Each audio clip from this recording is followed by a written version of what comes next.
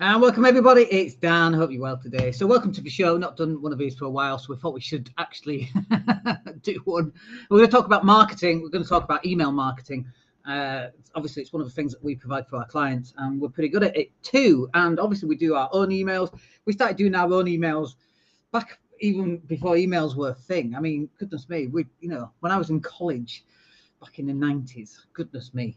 Unfortunately, however, people use email for everything these days, even still, even though we have some better ways of communicating, especially as teams and groups and so on. But from a marketing point of view, email still has a place in your marketing mix. And that's what we're going to talk about today.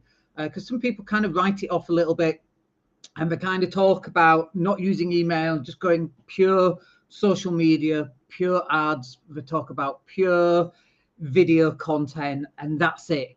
And actually, whilst all of that has got a place still inside of what we do when we market, email marketing also has a place. And I've got three reasons why you should be email marketing. That's what we're going to cover in today's session. So reason number one is it's part of your marketing mix. So, there's this idea that if you just do one thing and you do that one thing well, everything will be great and everything turns out really well. But what if your customer isn't on that one thing? What if you put all of your marketing spend into TikTok videos, doing those little dances, and your customers aren't on TikTok? The person that's ready to buy right now, they are ready to buy, but you're not where they are. And so they're not part of your marketing mix. And marketing mix means that you put your content out across all of the platforms on Facebook, Instagram. And bear in mind, some of these are more inclined for video. Some of these are more inclined for engagement. Some of these are more inclined for business, like LinkedIn. Some of these are more inclined for abusing people, like Twitter. Totally anonymous, abuse who the heck you like. Nobody cares other than the person being abused. But for some reason, it's accepted. I have no idea why that is a thing. I'm all for giving people passports to get onto social media. Nobody should be allowed to call somebody a naughty name without there being some sort of consequences. But anyway, you've got Twitter, you've got LinkedIn, but also away from all of that social media. I mean, going back, 15 years ago, we didn't have social media. How did you contact your customers 15 years ago? It was a little bit more old school. And remember, 15 years ago is what, 2007? It's not even that old school. I mean, proper old school stuff is leaflet campaigns, direct mail campaigns, actually writing letters, leafleting, going door knocking. I had a conversation with somebody last week, and we're talking about, remember the old vacuum cleaners?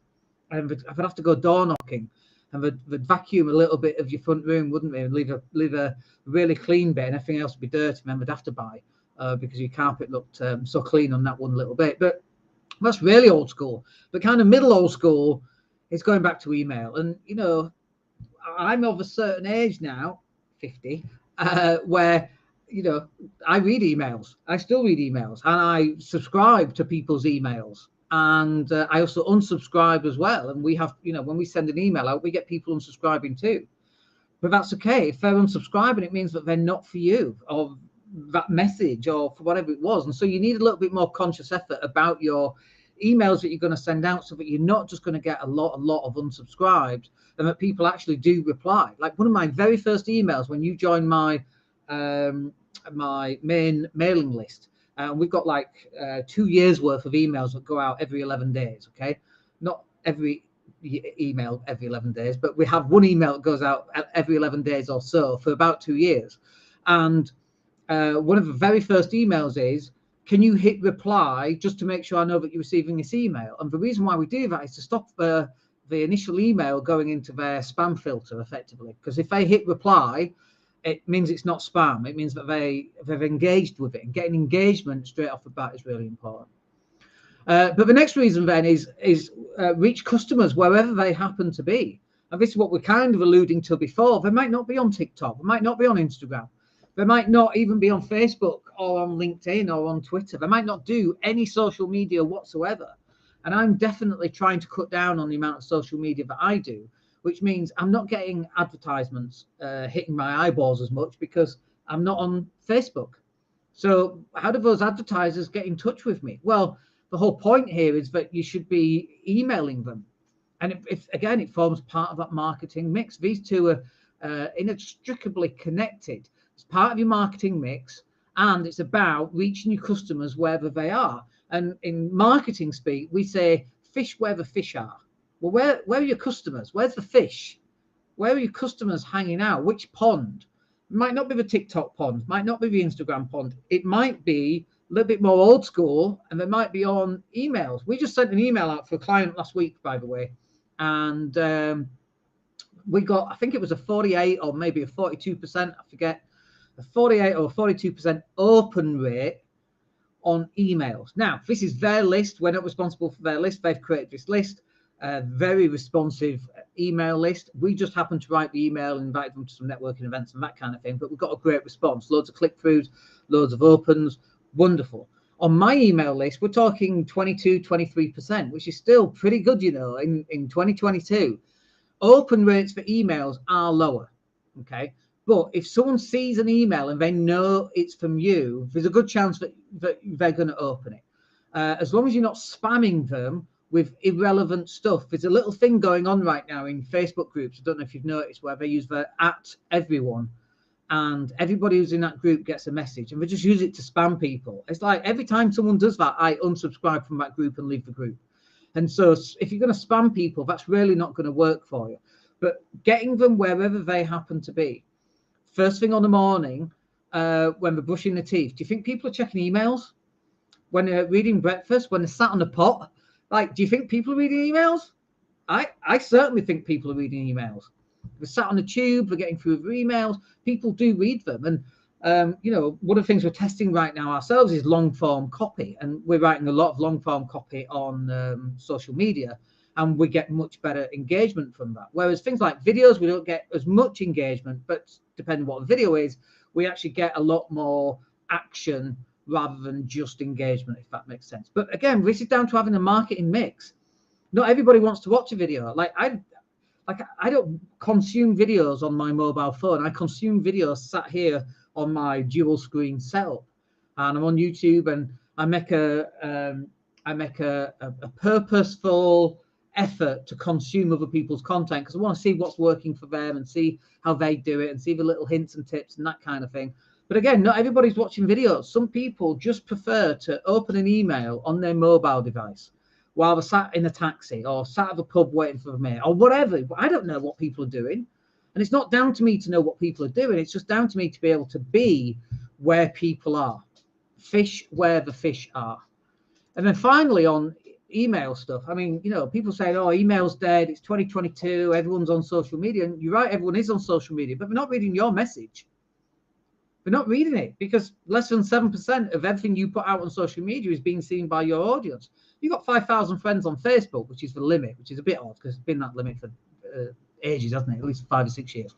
But you post out on Facebook, like these videos, not everybody in my network is seeing these videos. We've got 14,000 connections on LinkedIn, 13,000 on Twitter, and 3,000 or so on Facebook, plus a couple of thousand on the groups and on the page. Like, that's 30, 40,000 people. I haven't got 30, 40,000 people sat watching this video right now. Like, less than 1% of those people will probably be aware that I even did the video. And, you know, 10% of them might actually watch it, probably less than that. So you've got to find a way of being in all places at all times. If, you know, and by the way, this is about being omnipresent, about being in all these places at all these times. That's what reach customers where they happen to be. That's what that's about, because we've got to get there in front of them, in front of their eyeballs, wherever their eyeballs. Well, they're watching Instagram, they're checking emails, they're watching videos on YouTube, they're on Netflix, but now they're checking the phones because, like, that's what we do these days. You've got to be where they happen to be. But then the other thing that's really important here, and I think I would say this is actually the most important reason, is that I can see when somebody opens up an email, I can see who's opened it up and what they've actually clicked on. So, for example, and I'm not going to show you this, by the way, because this is our secret sauce, but ActiveCampaign, which is what we use, depending which level you're at. So, for example, I can see that this person here had a click-through a day ago. So if I click on their contact name, I can see that they've opened an email and they've clicked on something in that email, right? So what that then enables them to enables me to do is go to them. Let's say it's a website email. I can go through and go, Bob, I made up that name. Bob, I noticed you clicked on the website design. Is that something you were looking for? And they go, oh my gosh, that's really freaky. How did you know? It's not rocket science, Bob. My email software, it tells me. Now imagine you got that system in place where every time you send an email out to your 1,000 people on your mailing list, or 10,000 or 20,000, and you have 55 people who click through, and you can then follow up with an email. Bob, John, Kathy, I noticed you've opened up that email. Is that so? Are you looking for a website right now? What's the business? Tell me more about it. Sounds really interesting, right? Like now you've got an opportunity to go out and actually follow up on people who've expressed an interest, them clicking on the link inside your email. They're not doing it. They're not clicking a link because they don't like you. They're clicking a link because it's something that they might be interested in. So being able to see who's opened up your emails and being able to take action based on the efforts that they've actually done is really, really vital. This is one of the reasons why email marketing in 2022 is part of our marketing mix. And you know what? Until emails are getting 0.01% open rates, we will continue with our email opening, our email campaigns, because we know that that's what's working. Anyway, look, I hope that's useful for you. Nice quick one there.